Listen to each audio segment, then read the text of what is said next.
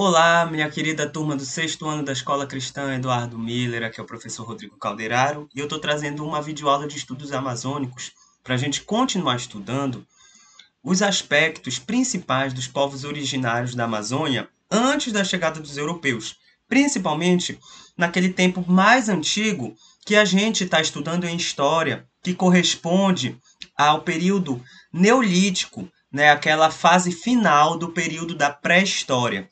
Então, como sabemos, vimos nas aulas anteriores, a migração para a Amazônia, ela foi realizada ali por volta de 10, né, 15 a 10 mil anos atrás. Então, desde esse tempo, os estudiosos, os arqueólogos, eles concebem a presença do ser humano nessas localidades. Então, é a partir disso que a gente conhece um passado, vamos dizer assim, pré-histórico da Amazônia. Vimos que existem diversas teorias, né? E que esse tempo ele pode ser incerto. Mas uma das coisas que nos permite saber com precisão e clareza o passado pré-histórico da Amazônia é a produção de alimentos na Amazônia. Então, primeiro de tudo, vamos entender uma coisa: comer é mais do que uma necessidade. Nós não apenas utilizamos a comida, né, os alimentos, os vegetais, para nos alimentarmos e nos saciarmos, né? Mais do que comer para não morrer, a alimentação ela envolve alguns aspectos culturais e sociais. O que isso quer dizer? Quer dizer que as formas, tanto de plantio, ou seja, como se planta e colhe aquele alimento, as formas de preparo, né? E o tipo de alimento que é feito, né, que é preparado, que é cultivado, ele diz muito da história e dos costumes de determinados povos, daquele povo que está cultivando e utilizando aquele tipo de alimento, de vegetal para se alimentar. Então nós vamos ver como que podemos estudar a cultura, ou seja, os costumes, o modo de vida particular de um povo através de saber como ele se alimenta, como ele fez para conseguir aquele tipo de alimento, então como ele prepara aquele tipo de alimento. E é isso que nós vamos ver nessa aula de hoje. Vamos ver o consumo da mandioca. Então, o consumo da mandioca é uma técnica milenar, é uma prática milenar, ou seja, mais de 1000 anos é que remontam o passado desse cultivo. Então, se hoje você observa mandioca na feira, se hoje você observa a mandioca presente na sua alimentação dentro da sua casa, ou na casa de outra pessoa que você conheça, o seu familiar, é porque ela já é conhecida, já é utilizada na alimentação do povo paraense. Agora, antes de ela ser utilizada aqui, né, especificamente na sua casa, na casa de uma pessoa que você conheça, ela já era utilizada milhares de anos atrás. Então, esse período pode remontar até 10 mil anos. Então, 10 mil anos atrás, é possível, historiadores já conseguiram perceber o consumo e o cultivo da mandioca. Aqui na Amazônia, ela tem alguns indícios de 4 a 5 mil anos. Não importa, como já falei, essa data não é bem, vamos dizer assim, exata. Então, basta a gente saber que milhares de anos essa planta já é consumida na Amazônia. Então, se hoje você verifica a mandioca, né, ou a macaxeira na sua mesa, numa feira, saiba que é um alimento ali que já era produzido e consumido pelos antepassados que moravam aqui na Amazônia desde antes da chegada dos europeus. Então, vamos focar essa nossa aula na mandioca. Por quê? Ah, professor, porque ela é gostosa, porque faz a farinha, que eu gosto muito, que eu não como sem farinha. Também, né? Meu parente, a gente vai falar de mandioca porque a gente pode perceber como os povos que moravam aqui antes da chegada dos europeus se comportavam através da mandioca. E eu vou te mostrar como. Porque a mandioca ela serve de alimento, né? Essa planta, quando ela cresce, ela dá uma raiz debaixo da terra que produz uma batata, né? Um batatão assim que a gente consome e alimenta. É rica em nutrientes, é rica em amido, que alimenta, rica em carboidratos, que é a base da dieta, tanto dos povos passados quanto do povo paraense hoje. Mas não só alimento, dá para fazer bebidas da macaxeira. Então, da mandioca, o indígena que morava aqui antes do europeu, alguns povos indígenas, faziam uma bebida fermentada chamada cauim. Essa bebida, ela tinha um significado dentro do povo indígena, dependendo do povo a qual ele pertencia, né? A gente viu que existiam vários povos indígenas na Amazônia, a gente até conseguiu estudar alguns diferentes e alguns semelhantes através das línguas na última aula, né? Os troncos linguísticos. Então, também dá para fazer uma bebida dessa planta.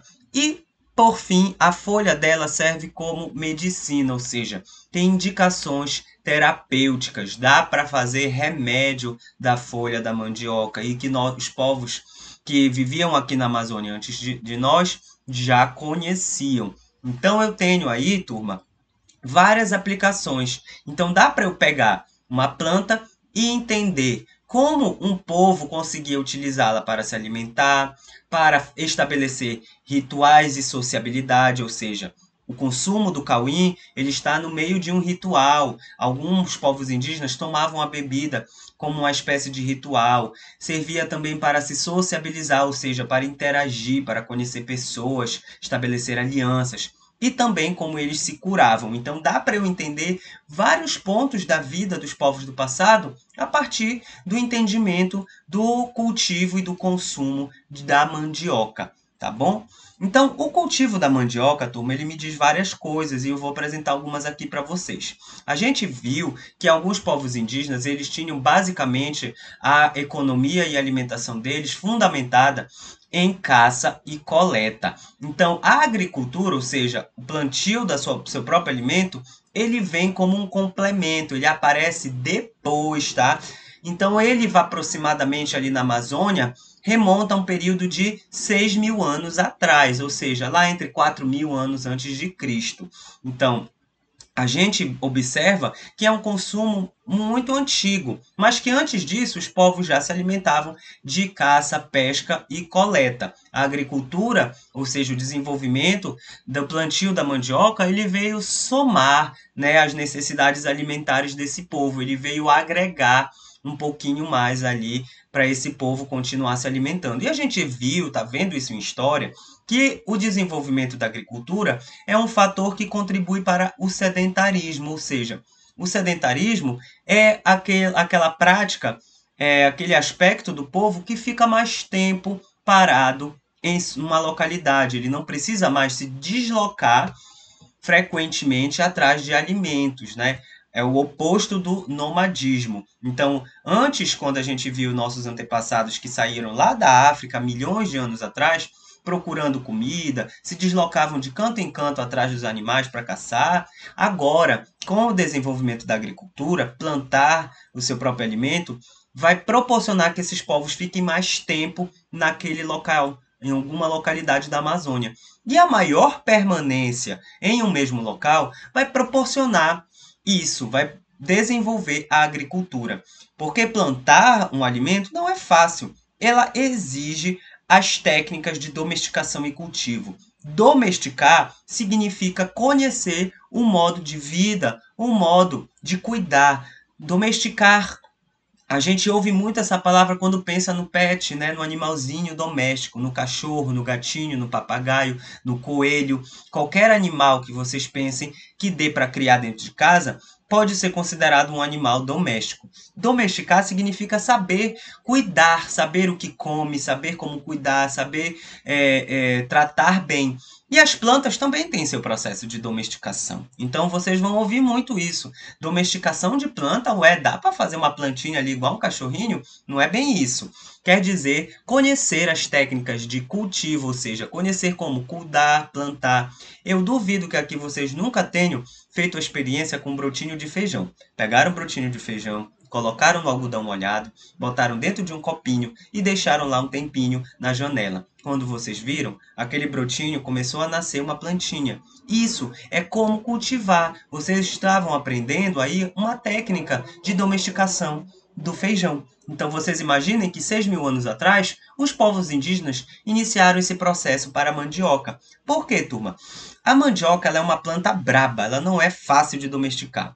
Ela tem um veneno, então ela não é segura para ser consumida sem extrair esse veneno. Então vocês imaginem que diversos indígenas tiveram que desenvolver uma técnica, conhecer aquele veneno da planta e desenvolver uma técnica de extrair esse veneno para poder cultivá-la. Então isso faz parte do saber que está envolvendo ali as técnicas de cultivo, as técnicas de domesticação desta planta.